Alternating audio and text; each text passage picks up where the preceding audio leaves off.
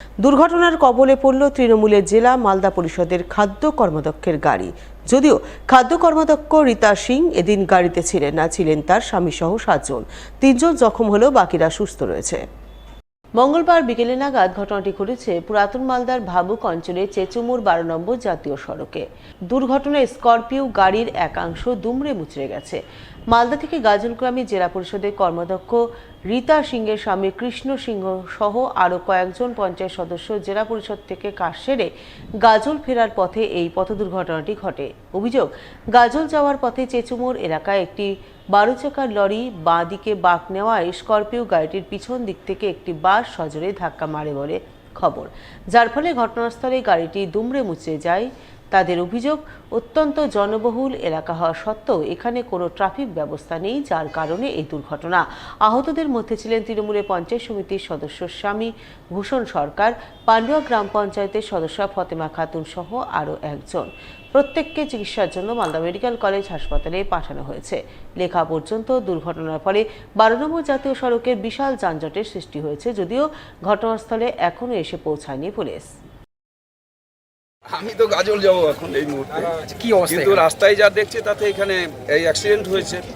দুটো গাড়ির মধ্যে যা দেখতে পাচ্ছি তাতে অ্যাক্সিডেন্টের ফলে পুরো রাস্তাটা হচ্ছে জ্যাম হয়ে গেছে। খুবই দুঃখজনক। এটার জন্য ওদের তাড়াতাড়ি করে তাদের ঠিকমতো রেস্কিউ করা, তাদেরকে সময়ের মধ্যে তাদের চিকিৎসা করানো এবং রাস্তাটাকে ক্লিয়ার করে দেওয়া। তো আসছিলাম পান্ডুয়া থেকে, দেখলাম যে এখানে একটা অ্যাক্সিডেন্ট হয়েছে। আমাদেরই লোক, কৃষ্ণদা আমাদের জেলা পরিষদের সদস্য হাজব্যান্ড এবং আমাদেরই পান্ডুয়ার কিছু লোকজন খাদিমরা ছিল। যেভাবে মেরেছে খুব ভয়ানক। ওরা তো বেঁচে গেছে, এটা সত্যি ভাগ্যের বিষয়। পুলিশ প্রশাসন এসছেন, পুরো বিষয়টা দেখছেন। আমরা বললাম যে কেসটা স্টার্ট করতে, ওরা এভিডেন্স দেবে এবং তারপর পুলিশ প্রশাসন ব্যবস্থা নেবে। আমরা তো গ্রামবাসী এসে দেখি হঠাৎ একটা বিকট আওয়াজ হলো, দৌড়ে এসে দেখি মালদা থেকে গাজলগামী একটা স্করপিও ছিল, বাস, বড় লরি, এমনভাবে খুব গুরুতর অবস্থা আর কি। দেখেই মানে খুব ভয়ঙ্কর ব্যাপার। 15-20 মিনিট হয়ে গেল, এখন পর্যন্ত কারোর পাত্তা পাই না। এখানে ট্রাফিক থাকে একটা প্রত্যেক দিন, কিন্তু আজকে সেই ট্রাফিকটাকেও আমরা দেখতে পাচ্ছি না। তা আমাদের গ্রামবাসী হিসেবে এটা দাবি থাকবে এখানে খুব তাড়াতাড়ি ট্রাফিকের ব্যবস্থা করে। শ্রমিক সংগঠনের কার্যালয় দখল নিয়ে মঙ্গলবার ধুন্ধুমার কাণ্ড ঘটে গেল মালদা শহরের রথবাড়ি মোড় এলাকায়। কার্যালয় দখল নিয়ে বিবাদ ও হাতাহাতিতে জড়ালেন কংগ্রেসের শ্রমিক সংগঠন আইএনটিইউসির বর্তমান সভাপতি এবং অপসারিত সভাপতি। ঘটনায় আহত হলেন দুপক্ষের বেশ কয়েকজন, যদিও পরে ইংরেজবাজার থানার বিশাল পুলিশ বাহিনী গিয়ে পরিস্থিতি নিয়ন্ত্রণে আনে।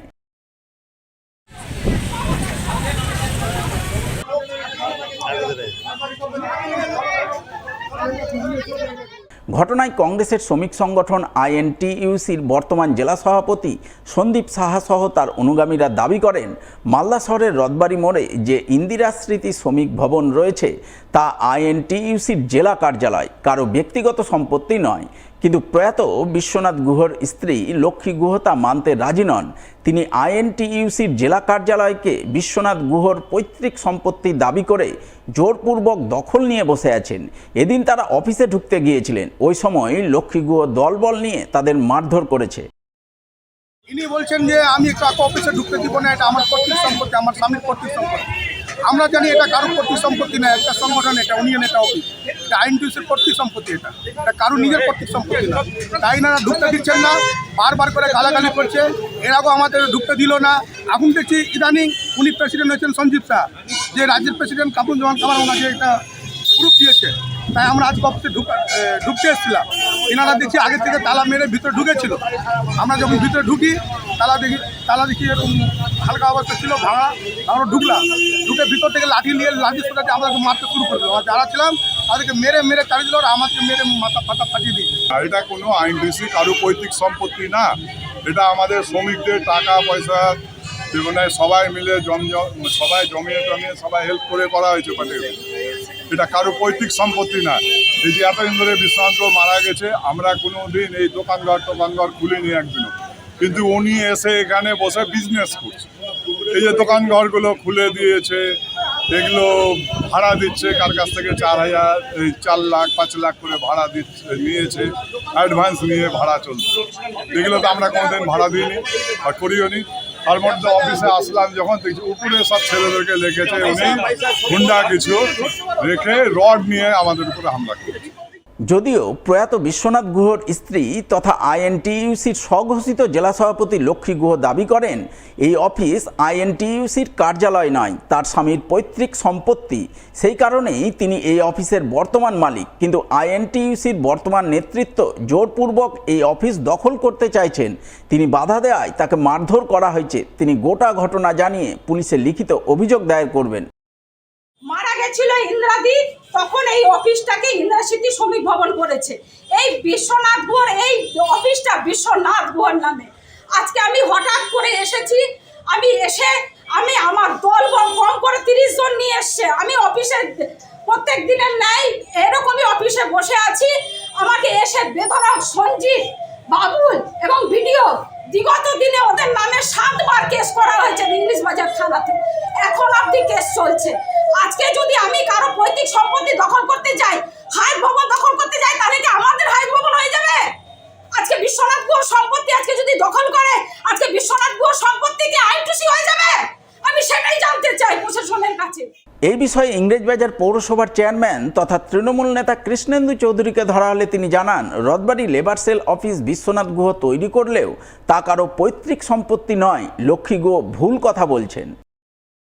এখন ওদের দলের মধ্যে কি লড়াই হচ্ছে এটা আমাদের দেখার বিষয় নয়। তবে এটা বলতে পারি, বিশ্বনাথ গুহ আমি একসঙ্গে আমরা লেবার সেল করছি।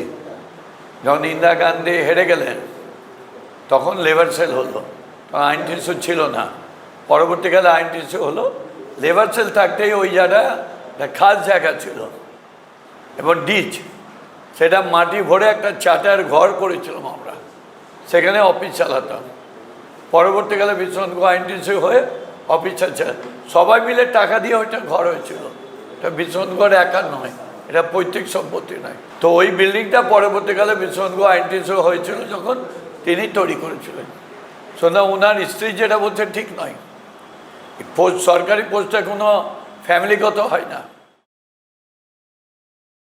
সাধারণ মানুষের একগুচ্ছ দাবি দাওয়া তুলে ধরে মালদার কালিয়াচক 2 নম্বর ব্লকের উত্তর লক্ষ্মীপুর গ্রাম পঞ্চায়েতে ডেপুটেশন দিলেন সিপিআইএমের শাখা সংগঠন সারা ভারত ক্ষেত মজুর ইউনিয়নের সদস্যরা। এই কর্মসূচিকে সামনে রেখে এদিন সারা ভারত ক্ষেত মজুর ইউনিয়নের সদস্যরা উত্তর লক্ষ্মীপুর গ্রাম অফিসের সামনে প্রথমে অবস্থান বিক্ষোভ করেন। তারা মোট 13 দফা দাবি তুলে ধরে সরব হন। দাবিগুলির মধ্যে 100 দিনের কাজ চালু করা, বছরে 200 দিনের কাজ প্রদান, পরিযায়ী শ্রমিকদের বিভিন্ন সরকারি সুযোগ সুবিধা প্রদান, গরিব মানুষকে আবাস যোজনার ঘর প্রদান, পঞ্চায়েত এলাকায় আর্সেনিকমুক্ত পানীয় জল সরবরাহ ইত্যাদি ছিল অন্যতম। এই সমস্ত দাবিতে সংগঠন নেতৃত্ব বিক্ষোভ প্রদর্শনের পর পঞ্চায়েত দপ্তরে ডেপুটেশন প্রদান করেন। এদিনের এই ডেপুটেশন কর্মসূচিতে নেতৃত্ব দেন সারা ভারত ক্ষেত মজুর ইউনিয়নের নেতা বিশ্বনাথ ঘোষ, নইমুদ্দিন শেখ, শফিউর আলম, আসরাউল হক সহ অন্যান্যরা। আমাদের এই 100 দিনের কাজের জন্য আমাদের সারা ভারত ক্ষেত মজুর ইউনিয়নের রাজ্য কমিটির সভাপতি কোর্টে কেস করেছিলেন। তার দরুন আজকে কোর্টের রায় হয়েছে যে 100 দিনের কাজ 1 আগস্ট থেকে শুরু করতে হবে এবং অব্যাহত রাখতে হবে। সেই ক্ষেত্রে আমরা উত্তর লক্ষ্মীপুর অঞ্চলে সারা ভারত ক্ষেত মজুর ইউনিটের পক্ষ থেকে 100 দিনের কাজ, পানীয় জল, রাস্তাঘাট, স্মার্ট মিটার বাতিলের দাবিতে এবং সাম্প্রদায়িক সম্প্রীতি রক্ষার দাবিতে আজকে আমরা ডেপুটেশন উত্তর লক্ষ্মীপুর গ্রাম পঞ্চায়েতে দিলাম। ডেপুটেশনে তারা যে দাবিগুলো উল্লেখ করেছেন তার মধ্যে কিছু বিষয় আমাদের গ্রাম পঞ্চায়েত বিষয়, যেই বিষয় নিয়ে তারা গ্রাম পঞ্চায়েতে যে দাবিগুলো রেখেছেন সেগুলো নিয়ে পরবর্তী যে আমাদের যে সভা হবে সেই সভাতে আলোচনা করব। কিছু কিছু বিষয় নিয়ে তারা যে দাবিগুলো রেখেছেন আমরা একদম সহমত। 100 দিনের কাজ দ্রুত চালু করার যে দাবি তারা রেখেছেন সেই বিষয় নিয়ে আমরা উদ্বোধন কর্তৃপক্ষকে জানাবো। স্মার্ট মিটার বাতিল, আর্সেনিক মুক্ত জলের প্রতিদিন যে সরবরাহ করার যে বিষয়টা, সেই বিষয়ে তাদের যে দাবি, এই বিষয়গুলো আমরা উদ্বোধন কর্তৃপক্ষকে জানাবো।